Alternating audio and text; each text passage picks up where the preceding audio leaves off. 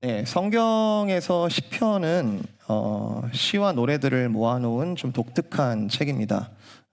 상식적으로 알고 계실 텐데 시편은 총 150개의 시가 포함이 되어 있고요.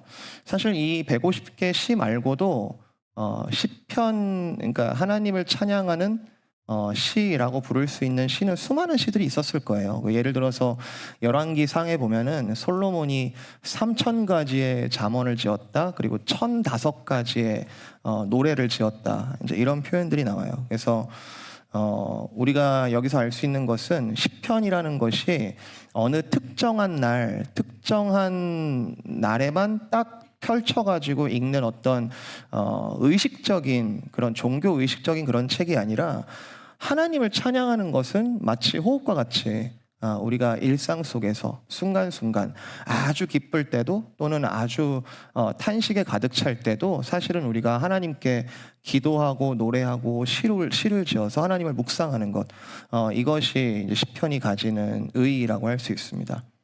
시편은 하나님을 증명하는 책이 아니에요.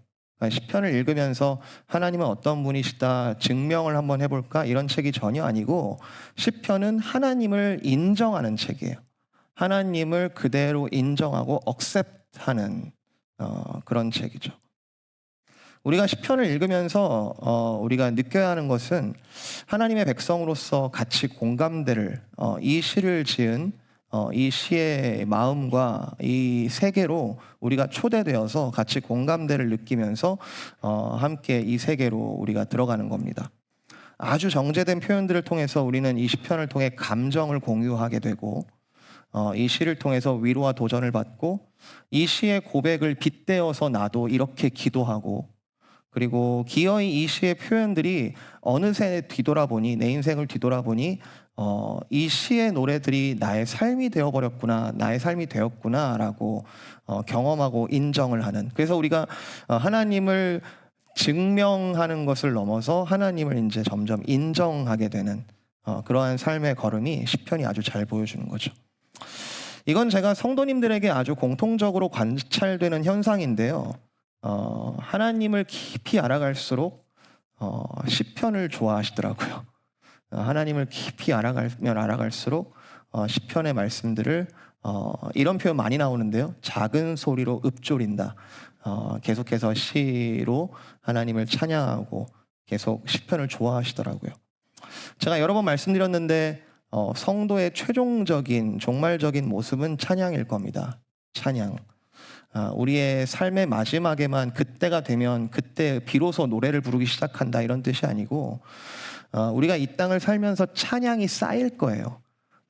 감사할 제목들이 쌓일 거예요. 은혜 받은 나날들이 점점 손으로 손이 모자랄 정도로 아마 쌓일 거예요. 제가 개인적으로 제 인생에서 꼭 하고 싶은 게 있는데, 제가 그렇게 많지는 않아요. 위시리스트가 그렇게 많지는 않은데, 제 인생에서 꼭 하고 싶은 게 있다면 찬양을 짓는 거예요.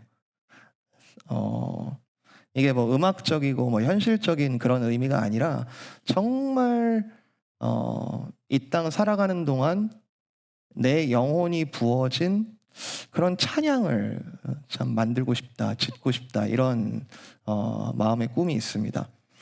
주님께서 때를 주시면 좋겠고 정말 그 영감을 주시면 참 좋겠어요. 그래서 시편을 읽으면서 내가 어떤 고백을 하게 될까, 내 인생이 결국 어떤 고백을 하게 될까, 이런 것들을 좀 상상하면서 공감하면서 또 시도 그렇게 읽고 도전도 되고 뭐 나의 고백을 또 빗대어 써보는 이런 아주 액티브한 활동을 다른 어떤 책보다도 이 시편이 하고 있다. 근데 제가 정말 자극이 되고 도전이 되는 시 중에 하나가 이 119편인데요. 이 119편. 이 시가 성경에서 가장 긴 시라는 거는 이미 상식으로 여러분이 다 알고 계실 텐데, 이 119편은 어떤 느낌이 있냐면요. 1절부터 쭉 읽어보면은, 우리는 지금 거의 끝부분을 읽었죠.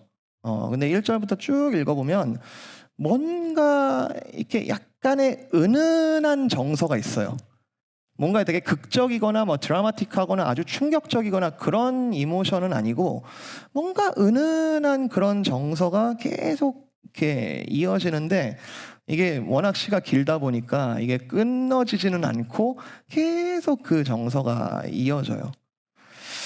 이게 워낙 길기도 해가지고 이 시가 뭐 흐름을 잡기도 쉽지가 않고 이렇게 몇 절 읽어보면 앞의 내용을 금방 까먹기 쉬운 좀 전에 뭐라고 했더라? 너무너무 비슷비슷해가지고 아니 좀 각절이 또 내용이 좀 되게 비슷비슷한 것 같아가지고 굉장히 독특한 시입니다. 여러분 방금 우리가 의식하면서 좀 일어나서 같이 읽자라고 말씀드리면서 함께 읽었는데 여러분 기억나세요? 어떤 말씀이었는지 기억나세요? 아니야? 이게 잘 안 와닿고 오늘 읽은 시가 잘 이해가 안 된다는 뜻은 이 시를 지은 시인에게 우리가 공감을 잘 못하고 있다, 공감이 잘 안 된다라는 뜻일 텐데요. 이렇게 긴 시를 적은 이 시인의 의도는 뭘까요?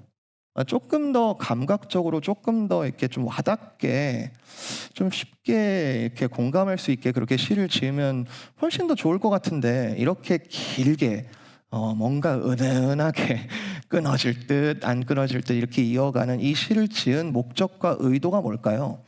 이 시인은 무슨 생각을 하면서 이런 긴 시를 적었을까요? 오늘 이 시편 119편은 스트럭처에 대해서 얘기를 하지 않을 수 없는데요. 구조가 좀 특이합니다. 이 119편이 굉장히 특이한 구조를 가지고 있어요. 한번 여러분 보실래요? 119편 1절부터 쭉 보시면요. 한글 성경에 보면은 절들 사이에 동그라미가 있습니다. 여러분 확인 가능하세요? 한글 성경을 쭉 1절부터 쭉 내려보면은 굉장히 규칙적으로 이렇게 동그라미가 있습니다.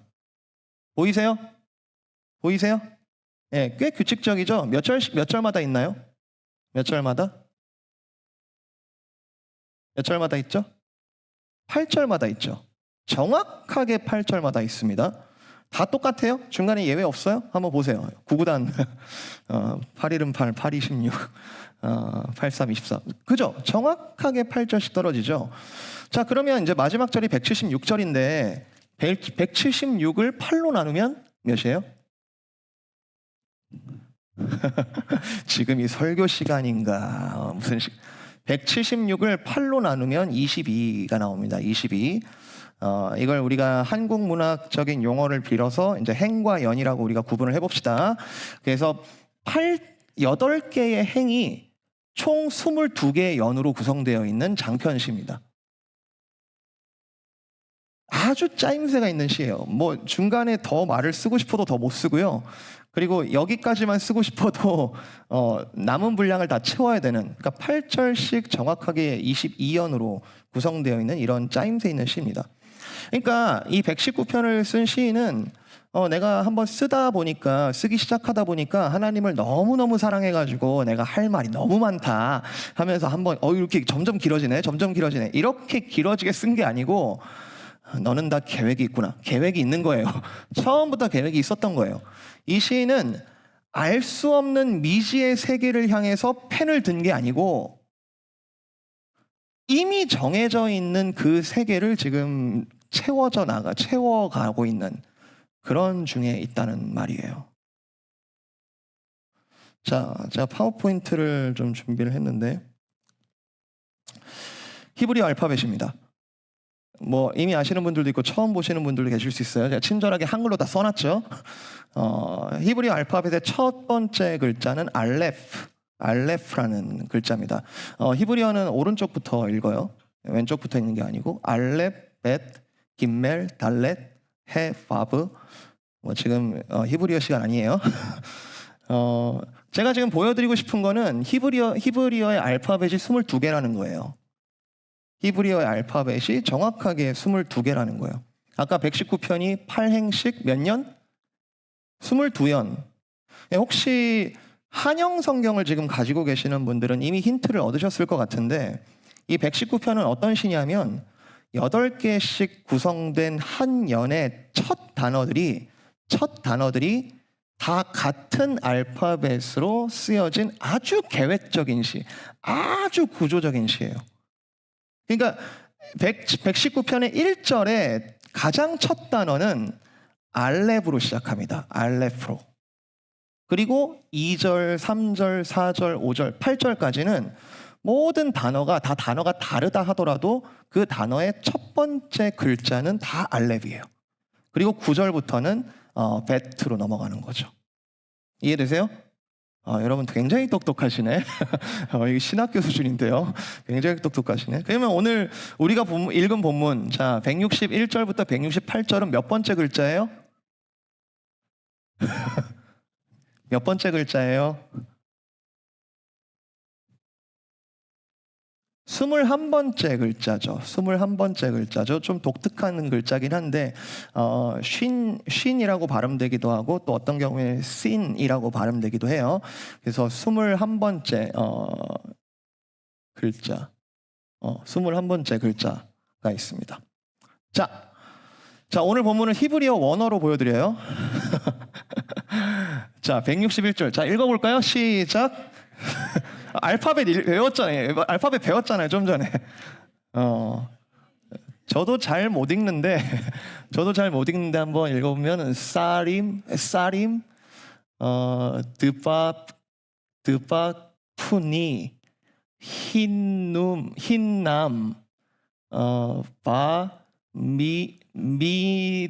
미드바리카,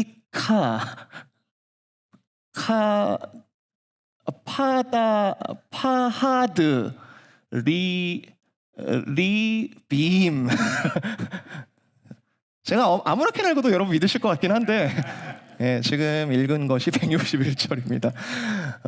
뭐 유명한 단어라고 한다면 여기 샬롬이라는 단어도 있긴 해요. 샬롬, 평안, 평안하다, 평강이라는 단어도 있죠. 여기서 중요한 거는 모든 절의 첫 글자가 다 쉰 또는 씬, 위에 점이 어디 찍히느냐에 따라서 씬이라 발음되기도 하고 쉰이라 발음되기도 하는데 모든 글자가 이렇게 시작한다는 거예요.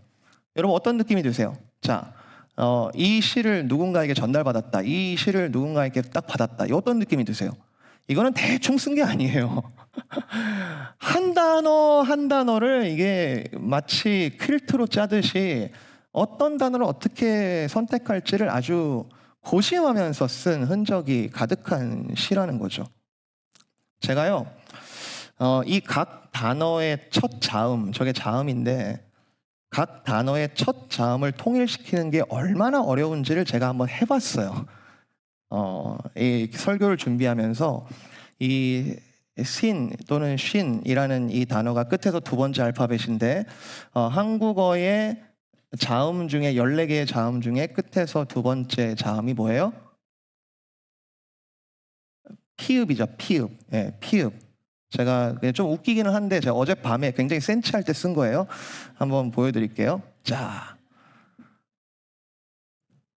뭐 읽고 싶진 않습니다. 그냥 보세요. 처음에 포기하고 싶을 때마다 이렇게 제가 시작했어요.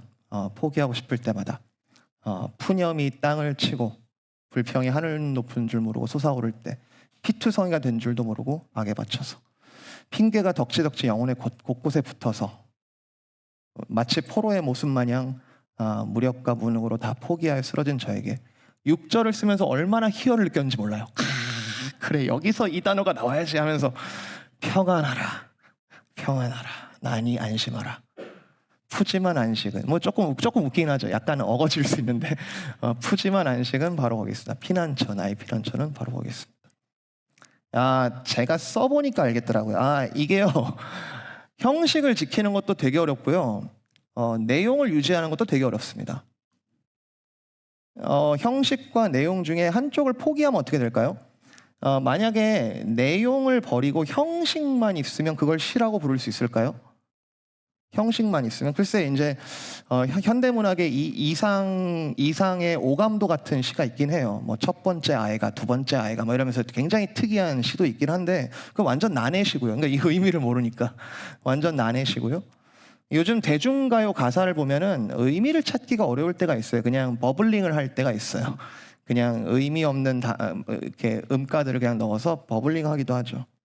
그러면 이제 형식을 버리고 내용만 잘 쓰면 되는 거 아니냐? 그것도 시라고 부를 수 있지 않냐?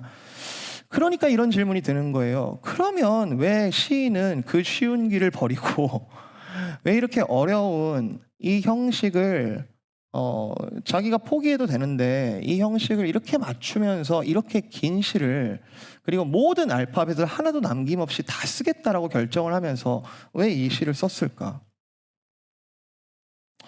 여러분, 시편 119편의 시인은 성경에서 가장 긴 시를 쓰고 있으면서도 주제에 대해서는 단 한 번도 엇나가지가 않습니다.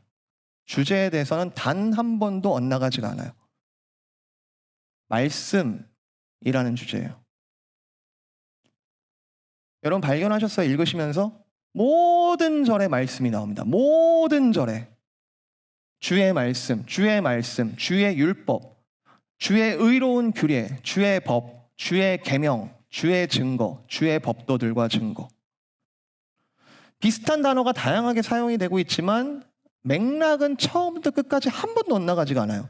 하나님의 말씀, 내가 하나님의 말씀만 경외하겠습니다.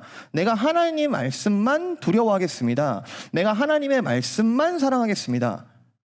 이 말씀이 이 시인한테는 어떤 이미지냐면, 나는 모든 알파벳을 하나도 빼놓지 않고 다 동원해서 하나님의 말씀이 얼마나 완전한지를 이 노래로 내가 드러내 보겠다. 하나님의 말씀은 우리의 세계와 인생의 총합을 다 합쳐도 그것보다도 더 크시지만, 96절인가요? 96절. 내가 보니 모든 완전한 것이 다 끝이 있지만 주의 계명들은 그것보다 넓으십니다.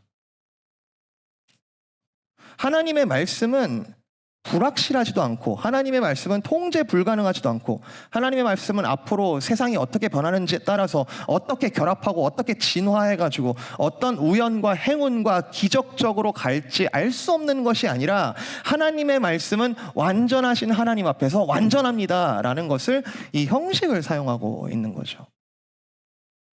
나는 내가 아는 가장 완벽한 문학적인 틀 안에서, 정형화된 이 틀 안에서 나는 표현을 해볼 뿐이지만, 나는 내가 아는 한번 표현해 보겠다.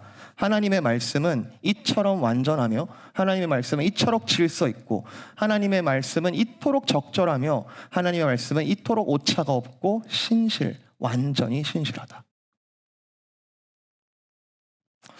여러분, 여러분의 하나님은 어떤 하나님이십니까? 여러분은 어떤 하나님을 믿고 계세요? 여러분은 어떤 하나님께 기도하고 계시죠? 여러분은 어떤 하나님을 찬양하고 계십니까?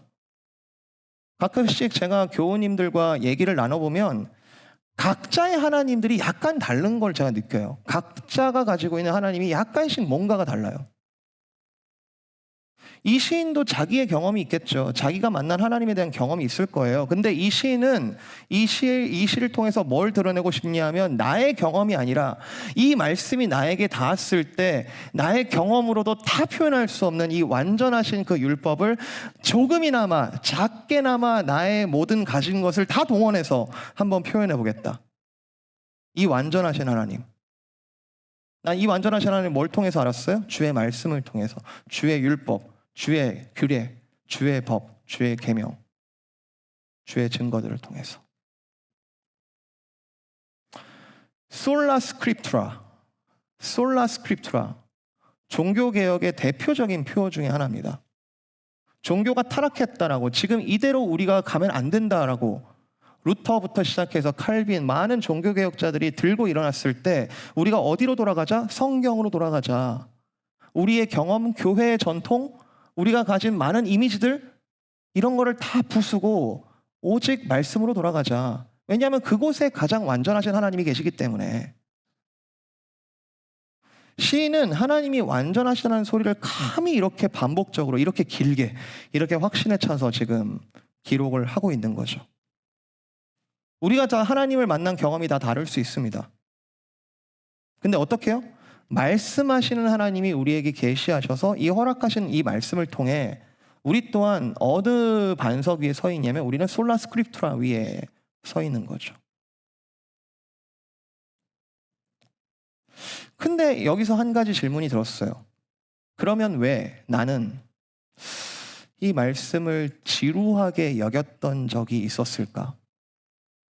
근데 왜 나는 이 말씀이 정말로 반짝반짝 정말 광대하신 하나님을 이렇게 신실하게 즐겁게 기쁘며 더 말하고 싶어서 참지 못하는 이런 모습이 아니라 왜 나는 이 시편 119편을 이렇게 지루하게 읽었었을까?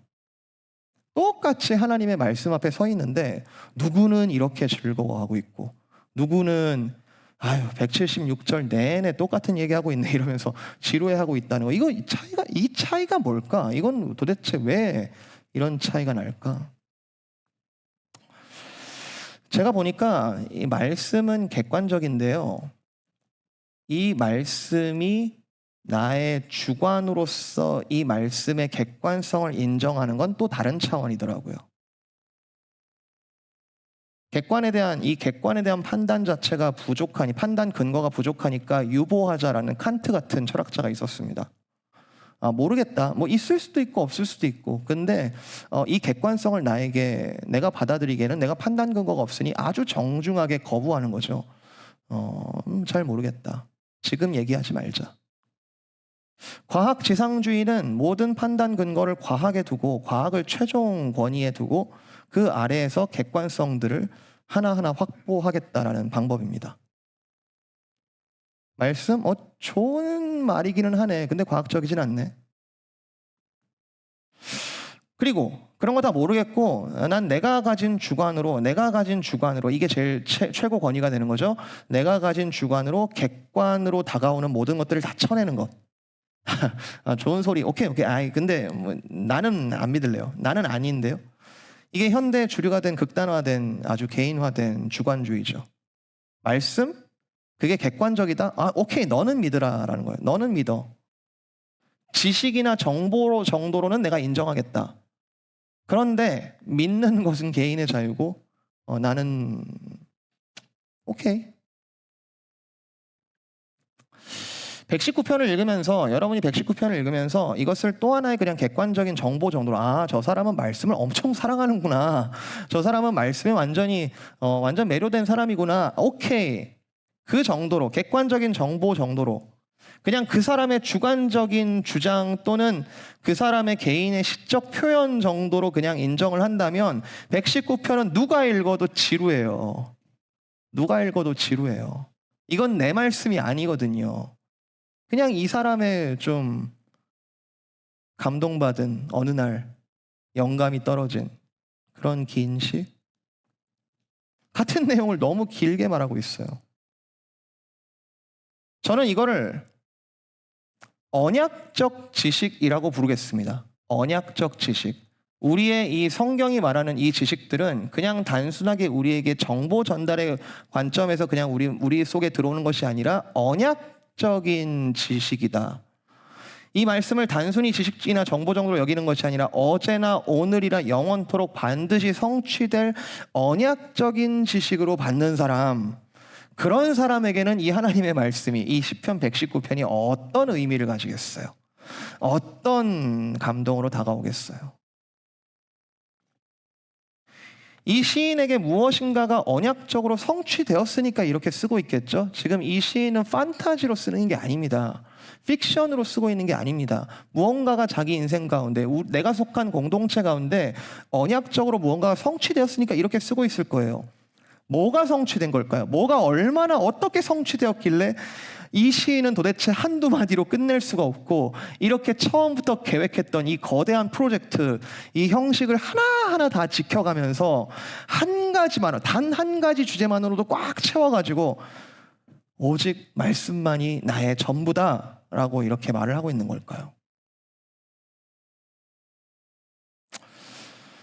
저는 오늘 본문을 계속 반복하면서 읽는데 저는 이 오늘 본문이 시편 제1편, 시편의 제일 처음에 나오는 제1편 첫 번째 시의 앞부분하고 굉장히 오버랩이 된다라는 것을 느끼면서 주중에 전율을 느꼈습니다. 하나님의 말씀이 시편 119편만 가지고도 이렇게 완전함을 드러내고 있는데 와, 이게 성경 곳곳에서 이렇게 메아리를 치고 있다고? 한번 시편 1편 제가 준비는 했어요. 다음 읽어볼까요? 1절부터 3절입니다. 시작. 복 있는 사람은 악인들의 꾀를 따르지 아니하며 죄인들의 길에 서지 아니하며 오만한 자들의 자리에 앉지 아니하고 오직 여호와의 율법을 즐거워하여 그의 율법을 주야로 묵상하는도다. 그는 시냇가에 심은 나무가 철을 따라 열매를 맺으며 그 잎사귀가 마르지 아니함 같으니 그가 하는 모든 일이 다 형통하리로다. 제가 지금 이걸 아주 간단하게만 아주 심플하게만 표현을 하면 1절에 복, 2절에 율법, 3절에 형통. 복 있는 사람은 율법이 외부로부터 들어온 사람이고 이 율법이 복 있는 사람으로 바꾸면서 이 복 있는 사람을 통과하여 형통으로 나타나는 사람입니다. 다시요. 복 있는 사람은 외부로부터 율법이 들어와서 그냥 자기 스스로 복을 만들어내는 게 아니에요. 복 있는 사람은 외부로부터 율법이 들어와서 그 율법이 나로 하여금 즐겁게 하고 생명을 소생시키고 죽었던 것을 살리면서 이것이 다시 아웃풋으로 형통으로 드러나는 사람. 자, 그러면 161절, 162절 세상의 권력자들이 거짓으로 나를 핍박하지만 그 가운데에서 마치 전쟁에서 많은 탈취물을 얻은 것처럼 나는 형통합니다. 뭐 때문에? 주의 말씀 때문에. 흔들리지 않습니다. 나는 괜찮습니다. 많은 고관들이 거짓으로 나를 핍박하지만 나는 괜찮습니다. 형통의 이야기가 나오고 있어요. 163절부터 165절. 나의 기준은 흔들리지 않습니다. 나는 거짓을 분별할 줄 알고 나는 거짓을 미워하고 싫어합니다. 왜냐하면 주의 말씀은 의롭기 때문입니다. 주의 말씀이 어떻다고요? 의롭다. 그리고 주의 말씀에는 165절 큰 평안이 있기 때문에 나는 흔들리지 않습니다. 나는 거짓을 미워하고 싫어하고 분명한 기준을 가지고 있습니다. 뭐죠? 말씀의 기준을 분명히 갖고 있는 사람이죠. 내 안에서 나의 경험이나 나의 경험이 쌓인 그런 잣대가 아니라 외부로부터 오는 그 선하시고 온전하시고 인자가 많으신 하나님께서 주신 그 율법으로 말미암아 말씀으로 말미암아 나는 이렇게 거짓을 미워하고 싫어하고 흔들리지 않습니다. 자, 형통함 그리고 말씀 나왔죠? 남은 거 뭐예요? 복이죠. 166절, 168절. 복 있는 사람은 어떤 모습이냐? 여호와여, 나는 분명하게 이렇게 선언합니다. 나는 주의 구원을 바라며 나는 견고합니다. 나는 어떠할지라도 나는 계명을 행합니다. 나는 증거들을 지키고 나는 사랑합니다. 저의 행위는 주 앞에 있고 저의 행위는 주님께서 다 아십니다. 복 있는 사람의 모습이 어떠한 모습이겠어요? 그냥 니나노 하는 놀러다니는 그런 사람이 아니고요. 복 있는 사람은 그 계명이 그 가운데 충실하게 이루어져서 그 자체로 즐거우며 그 가운데 형통함으로 나타나는. 그러고 나니까 169절에 오늘 읽지 않았지만 169절에 이 사람은 여호와여 나의 부르짖음이 주 앞에 이르게 하시고 주의 말씀대로 나를 깨닫게 하소서. 자연스럽게 기도를 하게 돼요. 주여, 주님께서 이 율법을 주신 이 의도대로 내가 복 있는 자가 되게 하시고 형통한 자가 되기를 원하오니 주여 내가 부르짖습니다. 주의 말씀대로 나를 깨닫게 하소서. 여러분 이런 플로우가 보이세요? 이 시편 119편의 플로우가 보이세요? 율법이 들어오고 복이 되고 그리고 형통함이 생기고. 근데 이거 또 한 방향이 아니에요. 막 어우러지는 거예요. 복 있는 사람이 또 형통하고 복 있는 사람이 또 율법을 가르치기도 하고 막 어우러지는 거예요. 이런 연이 이런 8절씩 모여있는 이 연이 22개나 있는 거예요. 이게 119편입니다. 사랑하는 성도 여러분, 만약에 우리가 이처럼 완전한 말씀이 우리 인생 가운데 인정되고 이 말씀에 이와 같이 우리가 사랑으로 기울어져 있다면 죄송해요. 이거는 가정법으로도 말할 필요가 없는 내용인데 오직 말씀만 경외하게 하시면서 이렇게 말씀을 사랑하게 하는 자에게 하나님께서 이렇게 언약적인 사랑으로 우리에게 약속하고 계시다면 이 말씀이 계속해서 지루하게 읽힐까요? 이게 우리의 기도 제목이 되지 않겠습니까? 그리고 사실은 예수 그리스도께서 우리 가운데 오신 가장 큰 의미는 이 모든 말씀의 약속들을 언약적으로 하나도 남김없이 다 성취하신 분이 예수님이라는 거잖아요. 그 예수님을 우리가 사랑하는 건 아닙니까? 그 예수님이 단순히 오늘 우리를 호흡하게 하시고 이 정도가 아니라 이와 같은 이 말씀을 통하여 말씀이신 그리스도께서 우리와 함께 하사 우리를 새로운 삶의 차원으로 우리를 이끌고 계시는 거 아니에요? 고관들이 나를 핍박할지라도. 사도 베드로, 예수님의 수제자라고 말하는 사도 베드로는요, 가관이에요. 그 예수님을 따라다니는 모습을 보면은 수제자 반장이라고 하기 좀 그래요. 의심도 많이 하고 실수도 많이 하고 헛소리들도 가끔씩 하고 나중에는 예수님을 부인도 하고 예수님이 살아난 후에도 또 도망가기도 하고 돌고 돌다가 결국에 예수님 앞에 항복하는 그것도 은혜죠. 그죠? 스스로가 하나님 앞에 잘 엎드릴 수 있으면 참 감사하겠지만 베드로 같은 자도 주님께서 사랑하신다는 것이 우리에게 큰 위로가 됩니다. 돌고 돌더라도 하나님께서 은혜로 또 항복하게 하시는 감사한 일이죠. 저는 요한이 참 좋더라고요. 이 베드로는 제 주변에 베드로 같은 친구가 있으면 조금 꺼려지고 근데 요한이 참 좋더라고요. 요한은 마지막 만찬 때 예수님께 이렇게 기대서 누워요. 예수님의 발치에 이렇게 기대가지고 누워있는 그런 이미지예요. 저는 저를 포함해서 여기 계신 모든 분들이 인생을 너무 많이 돌아가지 않으시기를 진심으로 바랍니다. 베드로도 은혜 받은 건 맞고 베드로도 구원 받은 건 맞는데 그런데 지금 말씀을 사랑할 수 있는 기회를 저와 여러분에게 주셨잖아요. 지금 주셨잖아요. 지금 알게 하셨잖아요. 이 말씀이 얼마나 언약적인 사랑을 포함하고 있고 얼마나 나를 기대케 하며 그리고 얼마나 나의 현실을 극복하게 하고 주와 함께 동행하는 것이 가장 큰 기쁨이라고 우리도 같이 고백할 수 있게 이미 기회를 주셨잖아요.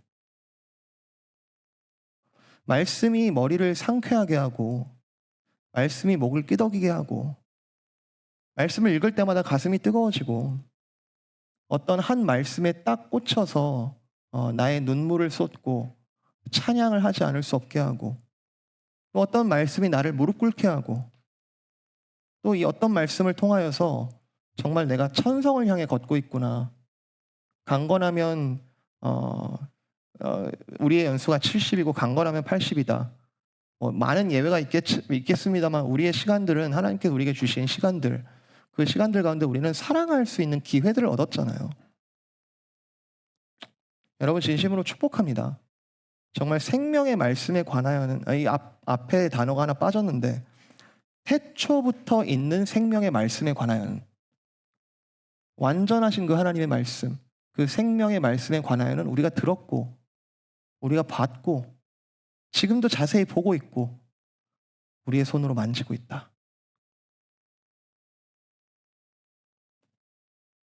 여러분 한번 따라해 볼까요? 161절. 자, 161절 뒤에 부분 한번 따라해 보면 나의 마음은 그게요. 나의 마음은 주의 말씀만 경외하나이다.